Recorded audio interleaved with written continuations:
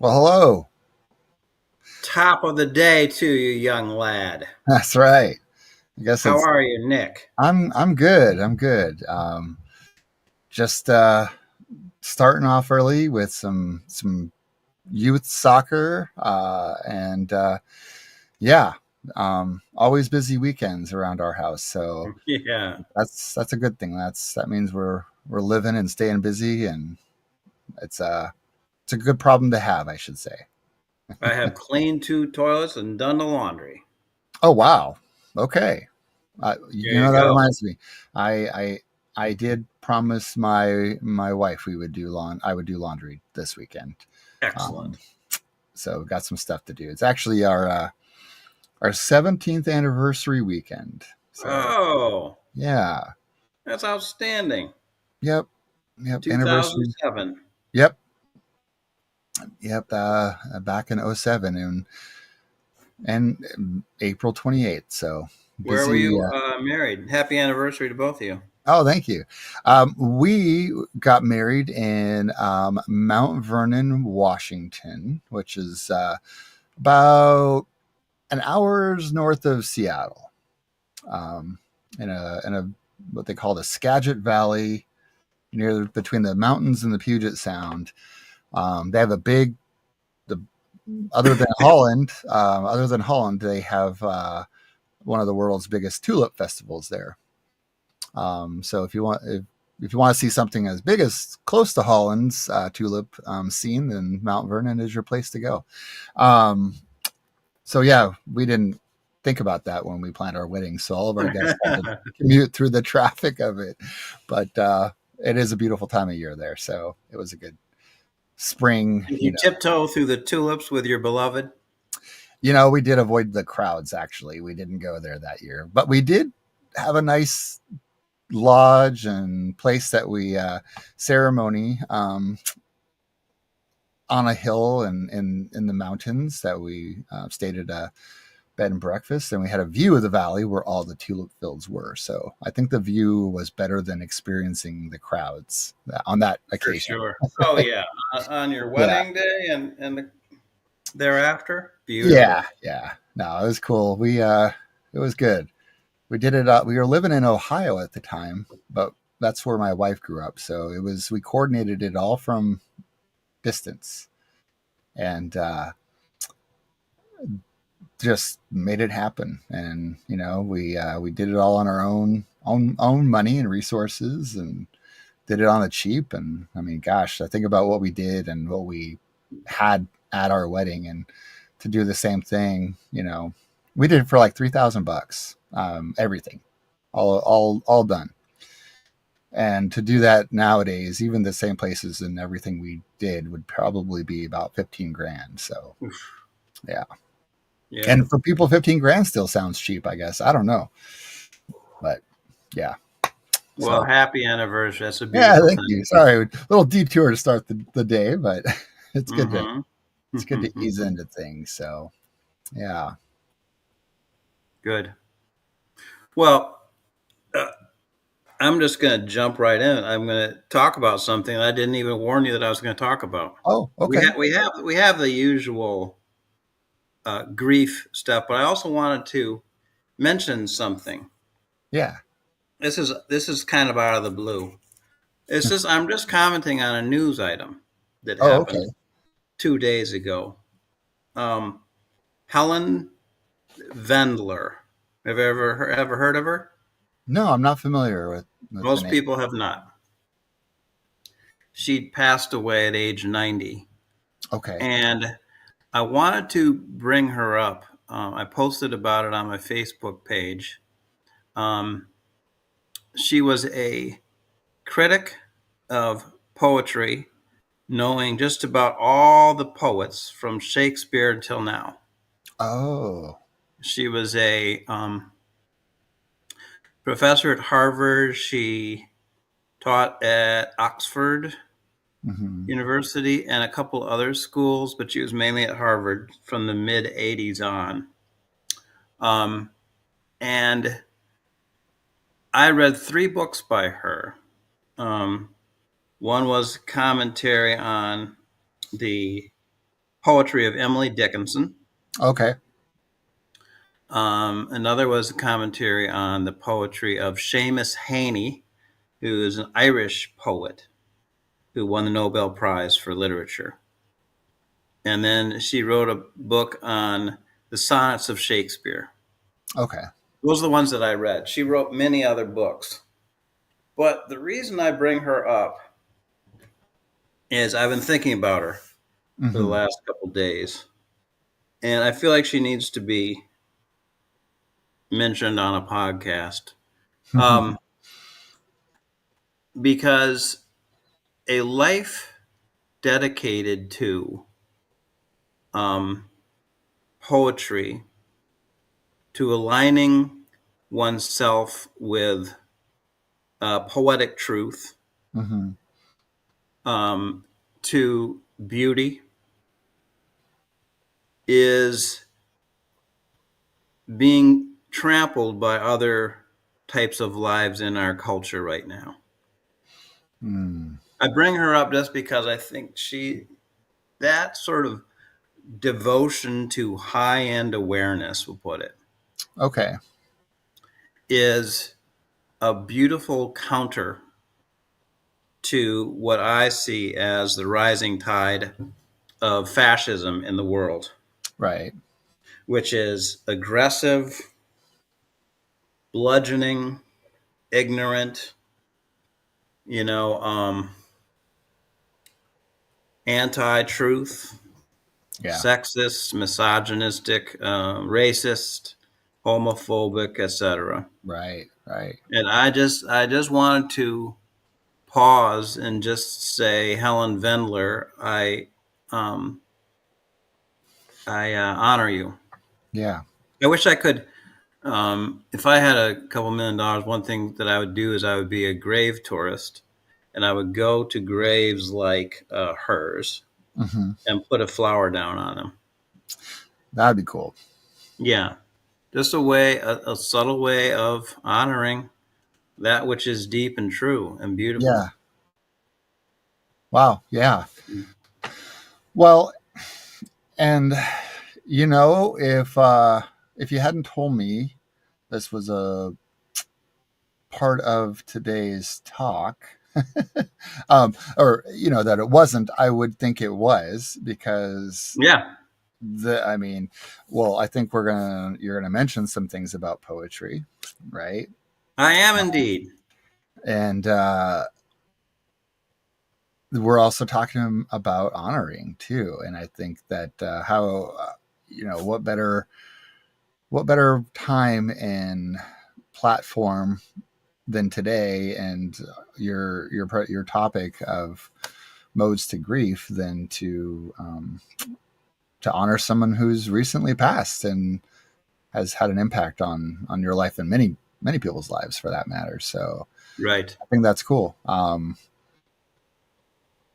The world, I mean, we talked about this before, that there is this aligning of the stars, and it makes me think,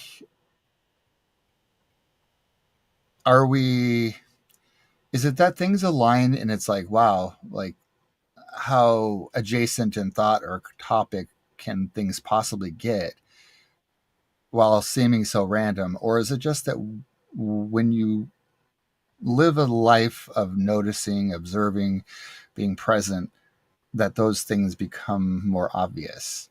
So something I'll think about as we get into it today with honoring, because there's a consciousness, like you talked about, when you're dedicated to being conscious and being aware and attuned with things, you get to see how beautiful things are. Like the fact that we're doing a talk on a week when someone who ties in so well with this, and Right. and like you said, this wasn't planned, but would have fooled me if you didn't plan this, right? Like, but no, Right. of course it wasn't planned because nobody thought she was going to die this week, right? Right.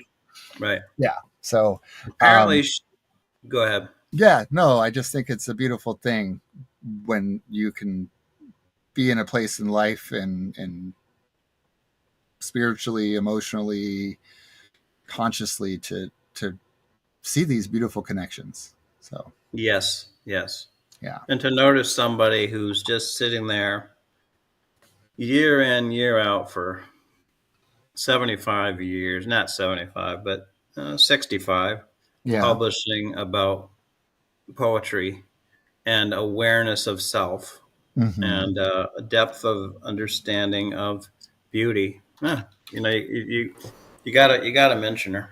yeah.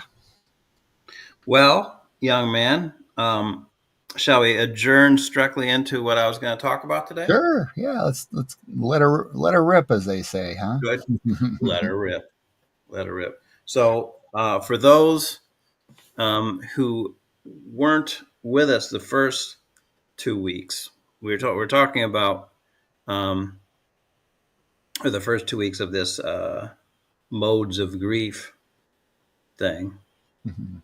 We are talking about 3 ways of approaching grief. When people lose a loved one, they don't know what to do, don't know how to do it. They are grief illiterate a lot of times, and I say that without judgment. Yeah. Um, but they're not sure how to wade into this. And they say to me frequently, as a hospice chaplain, they say, "Can you help me? What can you do? What can I do?" And I don't have a prescription for them, but I do have a series of invitations for them to contemplate. Mm, And context is decisive. I say that every week because I don't know what works for them, but I right. do know that they can look at this list and see what fits them better than Hmm. I can tell. Yeah. And so the first 6 months to a year we call triage, and we talked about that, which is activity. And people who are watching this for the first time, you can go back and look at the previous podcasts. But that's, just as a nurse or a doctor or an aide puts a splinter on a broken leg or arm, we've got a cat that's just about to enter into the scene here. Hi, Hastings. Hastings is on the table here. He may emerge. Now he's going back away. Okay. Um, just as a doctor or nurse puts a splint on your leg to begin the healing, so there are activities that you can do that are the triage. Hmm. And we went through that: drinking water, uh, making sure you get rest, um, getting exercise. Movement is medicine. Um, taking, making sure that your input, your cultural input, is healing. In other words, don't spend a lot of time watching divisive politics on TV, but spend more time watching rom coms or something like that. Yeah. Listening to music. That's triage. Yeah. Yeah. And now, today, we're going to talk about ceremonial self care and honoring. And I've written a thing about it. Yeah. I am pulling mine up now to follow along with it. There we go. You're pulling it up to follow along. That's right. I Okay. can't make things up as I'm going because you got me marked down. Oh, you no, you sure can. Um, it's always good to. I like some improvisation. Oh, yeah. All right. Well, I'll see what I can do. No pressure. Okay. Thank you. All right. So, ceremonial self care and honoring the dead. This is a level of mindful observance which you can embrace so that you are not just thrashing about, feeling bad about your loss, but which channels those feelings, honors your dead loved one, and activates a new level of awareness of the mystery of your life, your loved one's life, and of all lives. I have 9 approaches for you bundled together as one.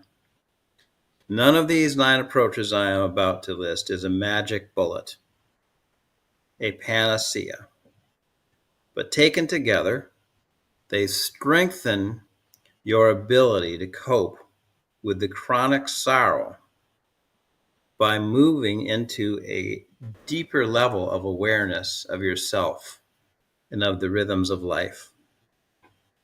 They inject a new level of thoughtfulness into your daily experience. These 9 practices dawn in you a sense that the life and death of your loved one has more meaning than you previously suspected. They are as follows. First, light a candle on the birthday of your loved one. Simply light a candle on the birthday of your cherished deceased as the simplest and yet most elegant practice of honoring which you can summon. Do it with meaning, perhaps on a brand new and beautiful candle which you have purchased for the occasion. 2, beside the birthday candle that you lit, read a poem aloud that speaks to your feelings about them. Maybe you've written it, maybe you found it somewhere. You can go on the internet and find poems for the occasion. It is important that you read this out loud in your own voice, in your own style of commemoration and love. And there's poems that you could look into, such as Ripening by Wendell Berry, a beautiful poem that he wrote to his beloved wife. They weren't dead yet, but they were approaching it. But people can kind of consult their own poetry repertoire or write something. Maybe read that poem 3 times to let its sense sink into you. 3, listen to their favorite song on the anniversary of the day that she or he died. This can be powerful, especially if the song is something unique to the person that you are honoring. I knew one patient who loved the song Tennessee Waltz by Patti Page and sang it loudly every time I visited her. And another who loved Kentucky Rain by Elvis Presley. And the idiosyncrasy of the song choice gave the commemoration unique power. I know a third who liked opera, which I do not like, but I sort of began to like it while sitting with her. What is that song for you and your loved one which will summon their spirit in just a few notes? Listening to their favorite song on the anniversary of the day she or he died can have all the power of an encounter with their essence in the depths of your heart and soul, and of theirs. 4, observe a few moments of silence at any time when they come to your mind. You're going through the day and you pull up behind a car that has a bumper sticker that reminds you of them, or that someone in conversation uses a phrase that they used to use, or you see a head of hair at the grocery store that calls to mind their style, or you smell a scent that reminds you of them, or they come to mind for no particular reason at all. Stop, impromptu, and for merely 10 or 20 seconds, observe silence. Maybe consciously breathe in and out 3 times. And call to mind what it was like to be in their presence. See if you can remember their voice. Contemplate them, perhaps watching you as you stand or sit there, remembering them. Maybe at the end of the silence, say hello. So it's to pause in their honor, but can be powerful. You can set this particular day apart. 5, if you're a praying person, say a prayer on their behalf. Speak your mind and heart into the vast mystery. Maybe it would help you to think of a prayer as a casting of your love in the direction of the loved one. It doesn't have to get all tangled up in your thoughts and feelings and history regarding organized religion.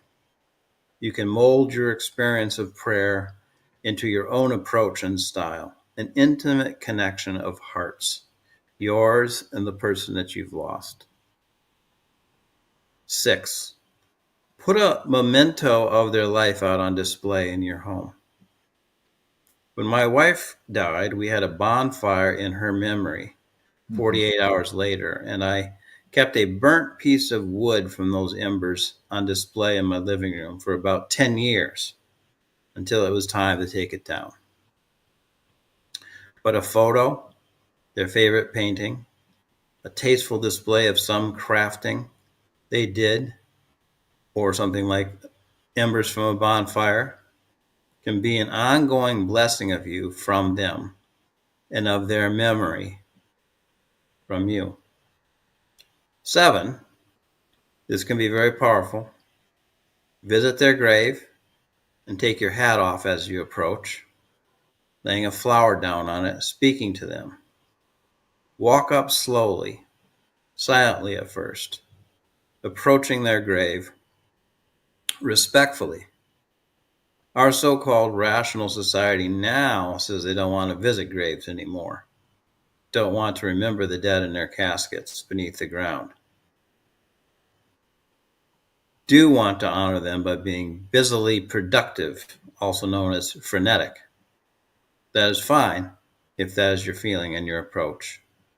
But a solemn and loving honoring is a time-honored way of saying that the life now ended has ongoing value to you.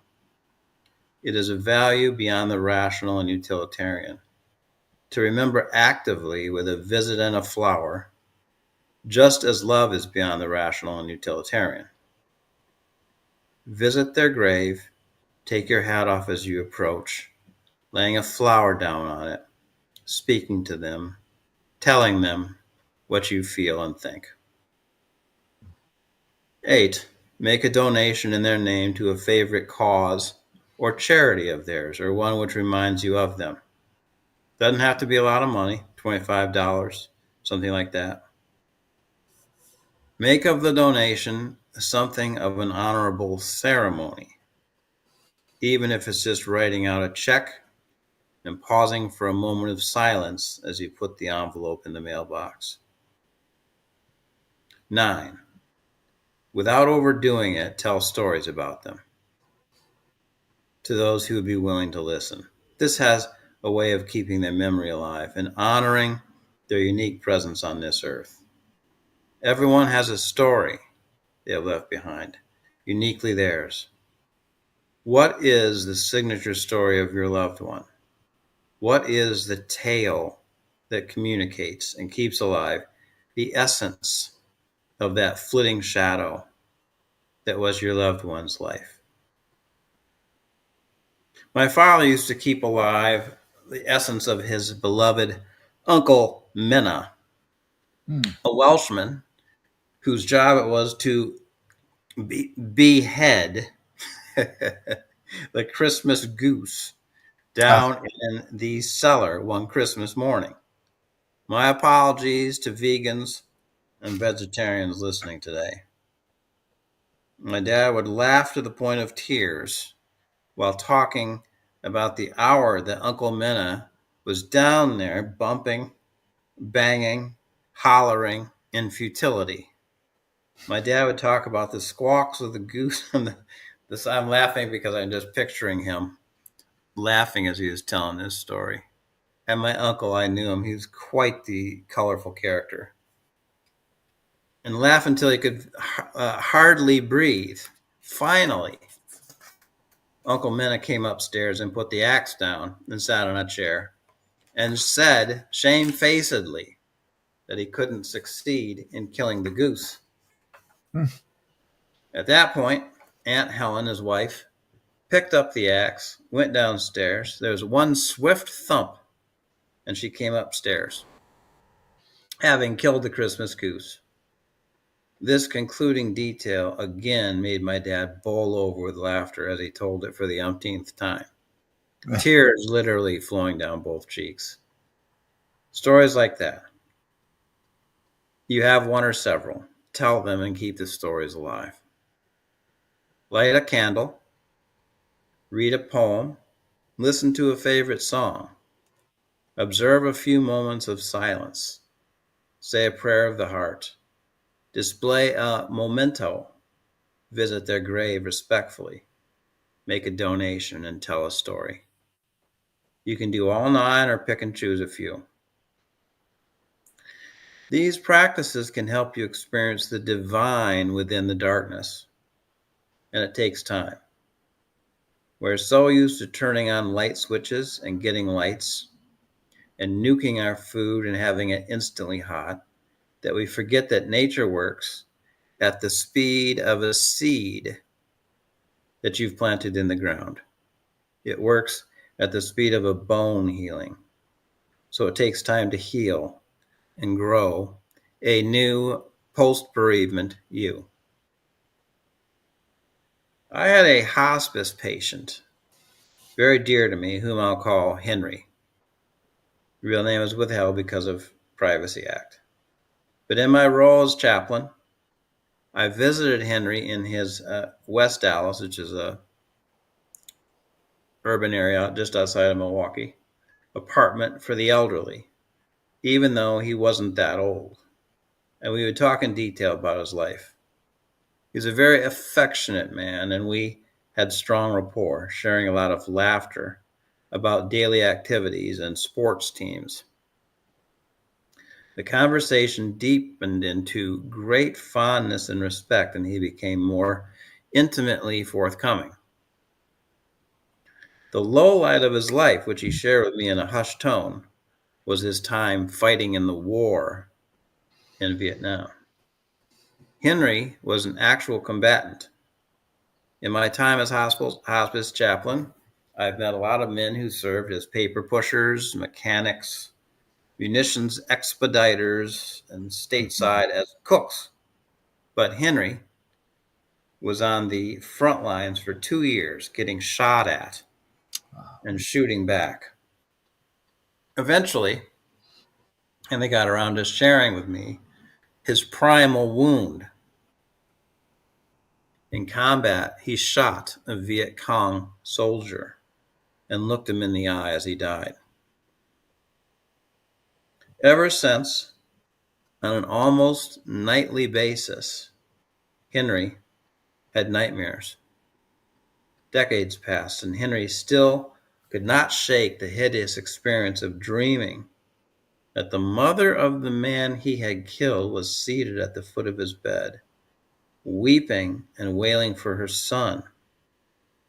Henry awoke each night for decades in a cold sweat. He cried real tears to me about this as we embraced. Now, this is not a story about someone coping with the loss of a loved one, but it is a story of using ceremonial honoring to cope with grief. After letting Henry cry through his grief for a second time in my presence, I mentioned ceremonial observance concepts as a way of deepening his own awareness and perhaps getting a new lens of perception on his grief. He was an earnest man with a beautiful heart, and I knew he would engage seriously. I proposed that we light a special candle and say a prayer to the spirit of the mother who'd been haunting him for 40 years. I went out in my car and was lucky to find a place in Henry's vicinity that sold candles, returning to him that very day. We set the situation up in the kitchen, candle and makeshift holder on his table with lights off, but light infiltrating from the rest of the apartment, and lit the candle solemnly. Then it was time for me to leave, so Henry could say his prayers in private. Henry kept up his daily prayers to the mother of the man he had killed for the rest of his life, which was just 6 weeks. He said that addressing the spirit world related to that military tragedy took the fear off the process of his own dying. It didn't remove it entirely, but it blunted the edge of it.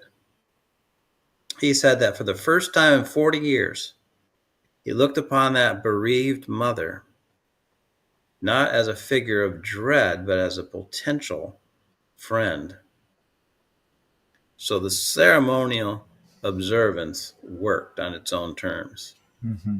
It injected a new level of thoughtfulness and a different perspective into Henry's life.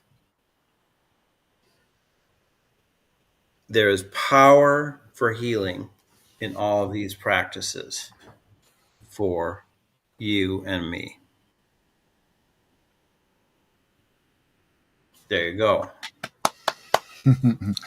Wow. Um, so many things going through my head through every part of these suggestions, Yeah. these concepts. Um, I I'm not a music buff, but one thing I do often find myself doing is listening to some things that remind me of a time, uh, a friendship, a bond, a connection, or somebody who's passed. So I think while I haven't necessarily thought of music and songs for certain people I've lost who have passed away, I definitely can think about people who are in my life currently. If I lost them, what would definitely like Yeah. resonate with me. And Yeah. I think part of the problem is some of the people I've lost in my life, I wasn't we weren't bonded and connected in such a way that I knew their favorite song.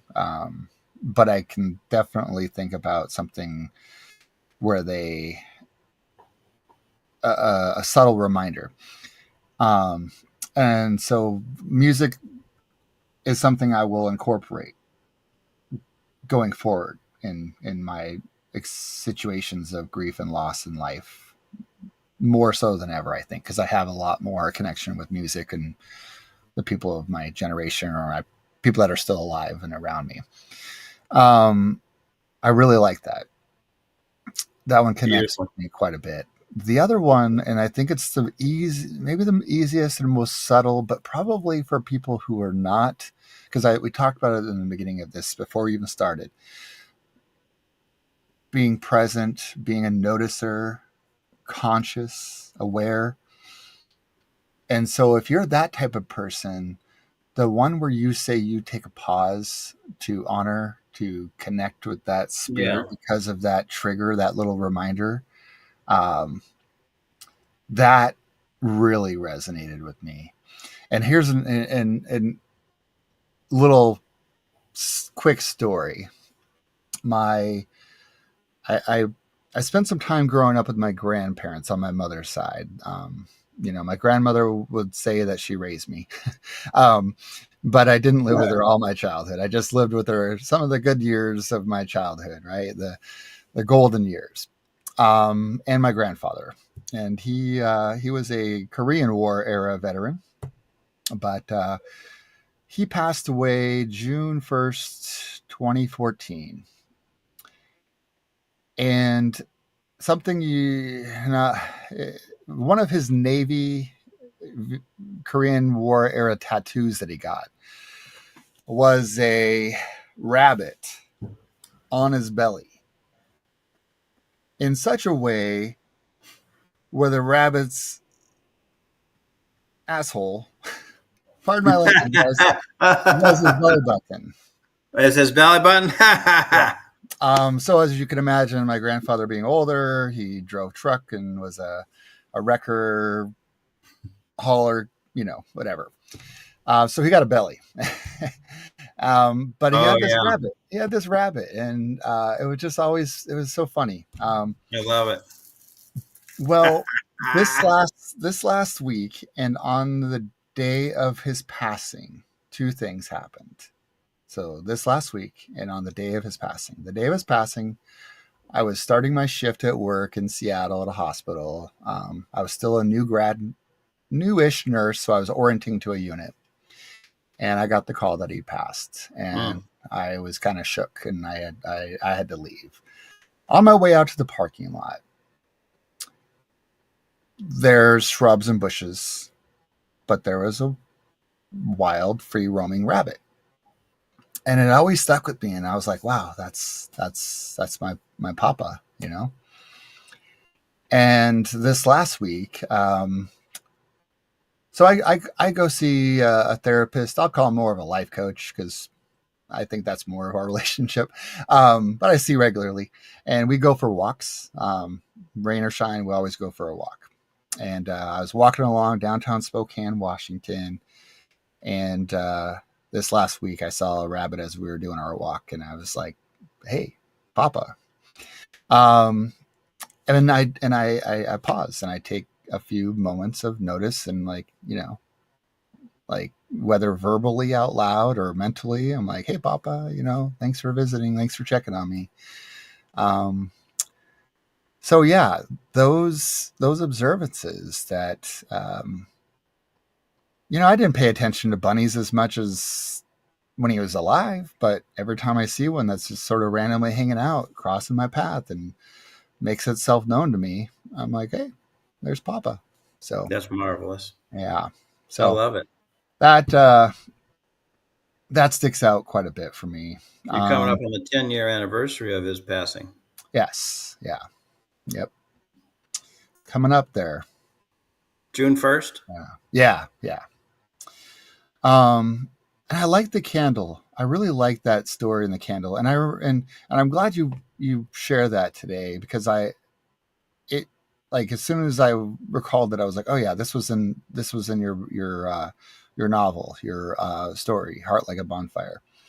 I remember this and really having an amazing impact that just really resonated with me. Um, And with me. yeah. Um, I like, I mean, across a lot of cultures, religions, traditions, candles are a big thing. You could probably enlighten me, no pun intended, um, on a little bit more of that historically across the geo social, world of that ceremonial practice. But I can't. I don't know anything about yeah, well, you it. know more than I do, but which isn't much as far as I know. But it always, I mean, because we see in a lot of Christian media portrayals of honoring and people going into the chapel or to the church and doing the candle lighting and Hmm. whether you watch something of today's culture and era or something that's a millennia ago, you'll see that type of honoring, and so there's some deep Right. roots with it. But Totally. I really like that story, and I can't say that I've ever honored anyone myself on a occasion with a candle, but I like the practice. And we used to do as part of self care for nursing and these health and professions that um, are susceptible to burnout because of the moral distress, um, Yeah. processing these really tough situations. I remember our hospice, I'm sorry, not hospice, but just our hospital chaplains had set up this, it was like on the intranet for the facility. And it was you could click on your desktop of every computer and there was a little thing and it was a candle and it would bring you to a web page, and you could see all the candles that people virtually lit. Oh, Um, and that's great. you had to stay within privacy information, right? But like, you would see someone, ICU nurse for my patient who, is fighting for his life with pancreatitis and this, that, whatever, right? Like, or they might mention, for my uh, first time mother whose child is on life support in the NICU, like, and it was a way for staff to really just kind of put that out there. And as you looked at it, you're just going, wow, look at all the people we touch who are really having a hard time. And I mean, there was celebration stuff too, but it was usually an honoring of somebody else that's going through a tough time. So, That's but it was candle. marvelous. The idea was a candle, and it was a new digital version of it, right? Right. So yeah, That's marvelous. those really stood out for me as I you. know, interesting thing is, I don't know if I read this somewhere, if it just suggested itself to me. The actual candle burning, the actual flame is an interesting metaphor for human life Mm, because it looks the same always. It's just, when it's not getting flickered by wind, it's just steady. yeah. But in actual fact, it's changing dramatically every second. Oh It's a yeah. massive combustion of cells, Right. just like a Right. human life. And it Yeah. seems so steady and permanent, and then all of a sudden it's put out. Right.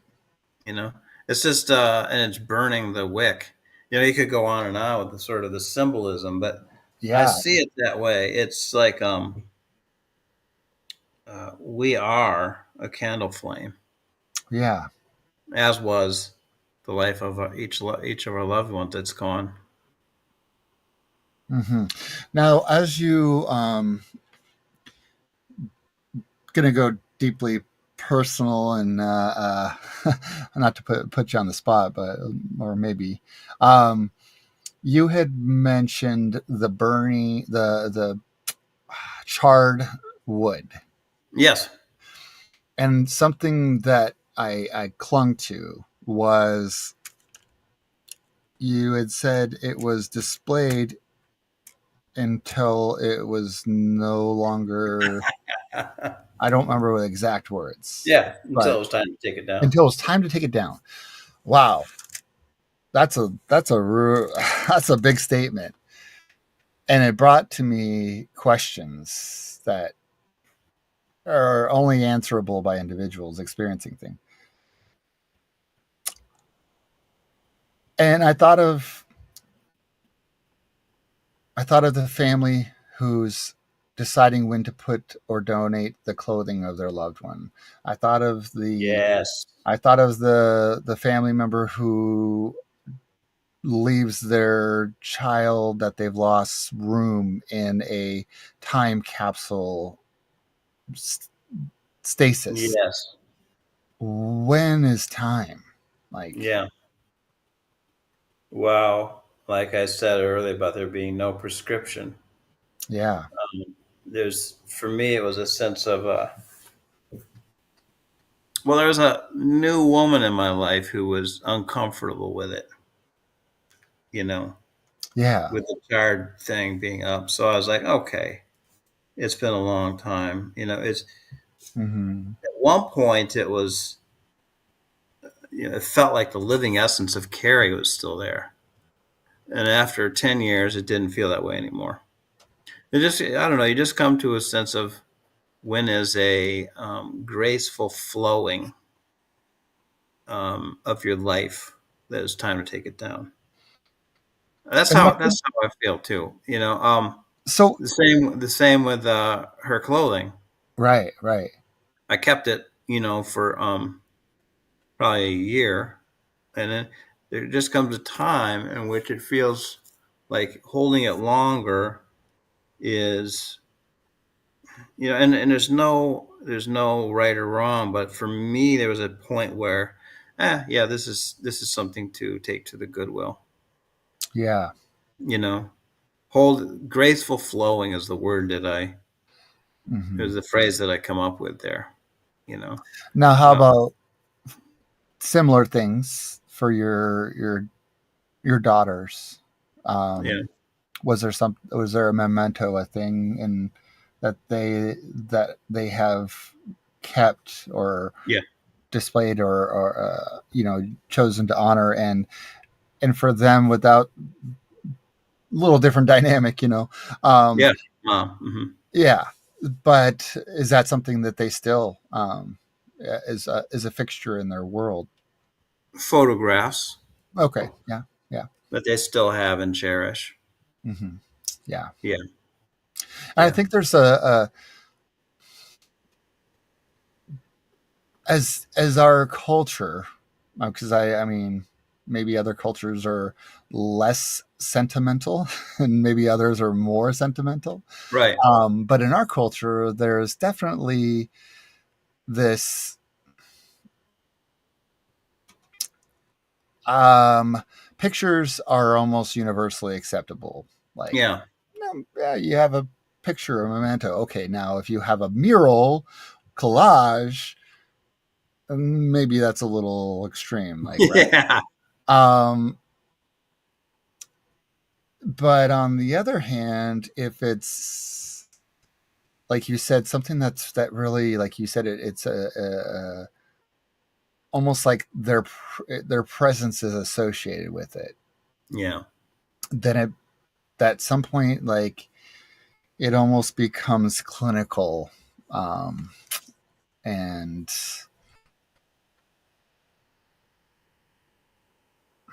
yeah. What do you mean by what do you mean by What I clinical? mean, what I mean by or pathological, I don't know what the word I'm Ah, thinking of. But it's like, oh, wait a minute, this person has not grieved appropriately because it's been this long and they're still wearing the locket with their hair in it, and you know what I yeah, mean, like, or you have the or here's, I mean, something people do, they're wearing their wedding ring around their neck on a necklace, and um you know how we don't you'd like to think everybody's allowed to have their own process, but I think there's just generally like a social uneasiness at some point with it, and I don't, and I'm torn, like, should anybody be threatened or judged or worried about something or that person, or should they just always be allowed to grieve if it seems like they're living healthy and they're not, it's not impairing their quality of life, like, gosh, I don't know. Like you said, it's not prescriptive, there's no one size fits all, but I think it's important to be curious. yeah. That's a really And good question that you're bringing up. I really appreciate you and thank you for bringing it up. Um, doing bereavement work. Um, I see somebody that's perhaps holding on to something too long. yeah, okay. I respectfully ask a question. You know, if if anything, I might just not say anything. I'm Hmm. sure that that's been the case.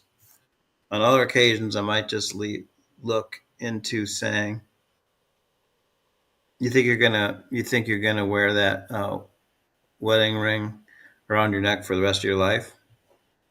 Right, Respectful, and I'm not going to tell them that they shouldn't. I'm not going to say, "Oh, well, that's wrong." right, right. I'm just going to say, "Oh," and what they say is yes or no, and it's their process. Yeah. It's their process. Hmm. Respectful. Yeah, one thing to me is I always use the word empathy in every single patient chart that I do. What do they need from me? I always say warm, unhurried empathy. And so Mm-hmm. I climb into the mindset that can't let go of the ring or can't get rid of the clothing. And I just sort of get into that, and I said, "There's no way I'm going to get rid of this. I don't care what the prescribers have to say about it. Right. Just kind of live with that for a while, Yeah. and then I'm kind of on their side with it, Mm-hmm. and just yeah, that's my reaction. Um, if somebody wants to carry the ring around their neck for 20 years, if it's not disturbing other people, no problem. Yeah. If it Yeah. is disturbing someone, then you've got to that other person's got to talk about it. Right. Right. Yeah. Yeah. Absolutely. Um, well, and that I think it's hard, whatever the motivate, what moving on looks like, and I think people think of moving on as kind of a dirty word. And I think what I take from these lessons today is that moving on doesn't mean forgetting. It doesn't mean you stop honoring. It doesn't mean you stop memorializing. And um, yeah, there's going to be thoughts, and without Mary's going to kill me. But I was curious because I had my experience this week with the rabbit, and um, but I was thinking, like, what was the last little thing that reminded you of your wife that passed away, and it's been that was in the 90s, if I Yeah. remember. Oh, Mary, ain't gonna kill you. Oh, I know, I'm teasing. Mary's gonna kill me. But no, what was the last little thing where you stopped and did that couple moments of like noticing, take a breath, and say, "Well, that was a cool It's memory. I'm been a glad that while. that passed It's in." been a while. Yeah. She used to Down syndrome. There was a home for Down syndrome adults Okay. in the town where we lived, and she was friends with all of them. And Mm-hmm. would she always wore bright red lipstick, Oh. and she would you'd be around town, and you'd see Down syndrome adults walking around with a red lipstick kiss on their cheek, and I'd say, "Oh, Carrie's within the block." Uh, yeah. I know that they recently encountered Carrie. Yeah. It was a small town. That's Um, and so when I see Down syndrome adults, I think of Carrie. okay. Yeah. Yeah. Hmm. Well, and I think that's a truly in if we were to like think of things in this scale of like honoring, remembering, you're you're it's not this weird like fetish fixation hang up type thing. It's a wow, this is the mark she left on humanity that reminds me of her. Yeah. Yeah. That's cool. That's cool. Right? Yeah. Like Well that's said. yeah. Well said. It's not like something that would be more like deeply personal of like, oh, I remember I smelled this thing and it was the perfume she wore on the first date we had that bring it Yeah. that's really like really romanticizing, right? Like I you could just feel there's a little difference there, right? So Yeah. I see what you're saying. there's this connection to them as a human in this world and how their presence was Yeah. something to be honored versus I'm going through these feelings because their presence and romantic part of it is being exposed or something. I that's all I was thinking. So, but yeah, um, And I think that's the way it should be. You know, if someone was made everybody laugh, um, and had a real like just good like totally humorous, and you hear a joke that would be of their flavor, like, and you it makes you laugh. You're like, huh, that's a good way to honor them. Yeah. So anyway, Well, yeah, that was just curious. what I would like to do, Nick, is invite. Right now, we've got no viewers, but we're usually in a week's time. We're usually getting 40 to 50. Yeah. So those people who watch this Hmm. and would like to respond, I'd like people to respond, if possible, to Yeah. write which two or three of these ceremonial approaches appeals to you most and makes you feel like they would help you channel your feelings on your dead loved one and activate a new level of awareness of the mystery of life. Boom. Yeah. I Second, like it. yeah, and secondly, have you had any potent experiences of ceremony in your life before this? If so, what did you learn? Yeah. Let's see here. Oh, we got a. There we go. We got Mary. Let's see. Let me type that. Here we go. Oh, you've got it written down there. Yeah, we're gonna do this. Here we go. Control. We're gonna copy it. Nice. There we go. All right. We just put it into the chat for the stream. Oh, you're so adept at these technical things. Hey, I'm getting there. Yeah. Um, let's see. It's not popping up yet. Maybe it takes a minute to show up. I don't know. Okay. And then Try that again. invite people to respond to that. I invite people to respond to that. And secondly, just a lead in for next time, we're going to look at um, the meditation aspect of healing, Okay. meditative self healing. I've sent this script that we're reading to three people now. Mm-hmm. The three recipients, it's more than three people. It's one, two, three, four, five, six people, and in three, and I'm getting feedback that they're really finding it to be helpful. Well, awesome. Good. Yeah. Mm-hmm. Mm-hmm. Um, what has there been any specific parts that have?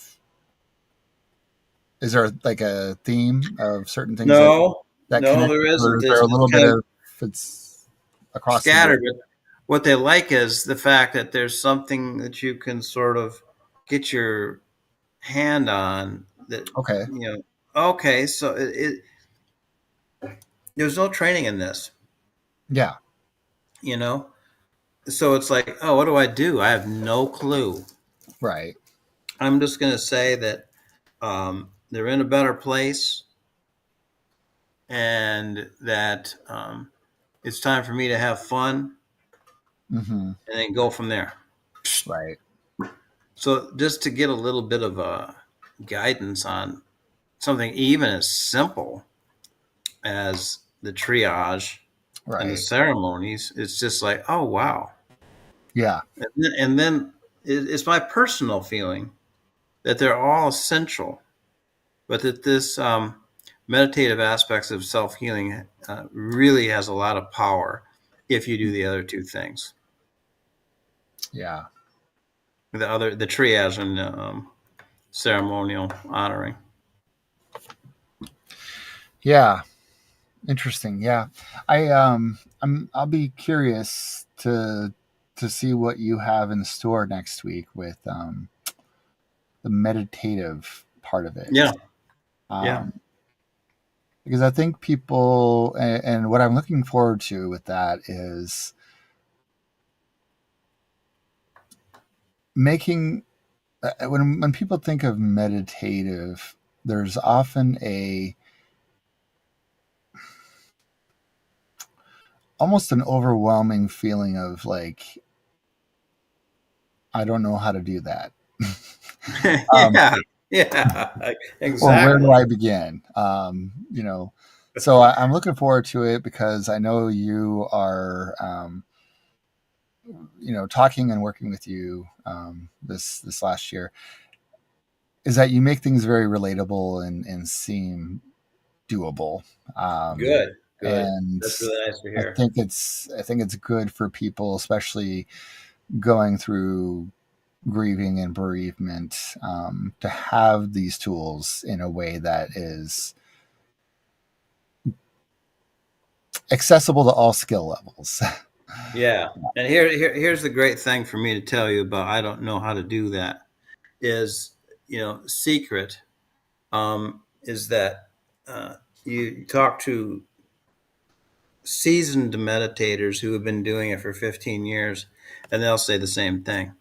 The only thing about it is that they become playful about not knowing how to do it, Mm, and they just take joy in I don't really know what I'm doing. yeah, But then you just relax into it, lean into saying I don't know what I'm doing. But gotcha. we do have specific instructions. There's over 100 different types of meditation. Oh yeah.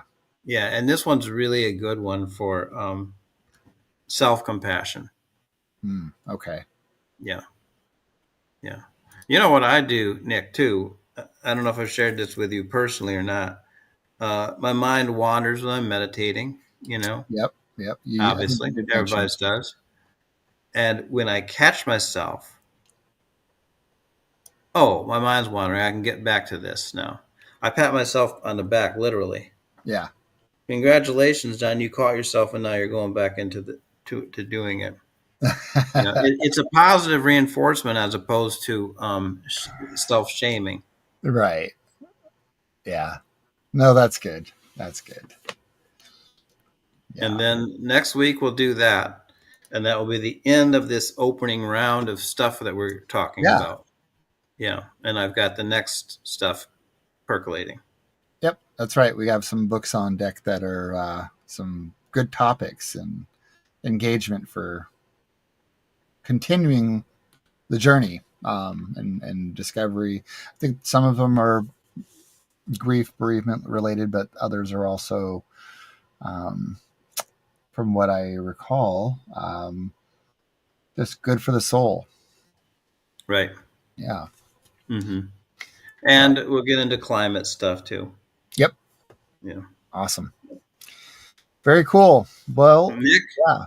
Thank you. And I think we did a good podcast again.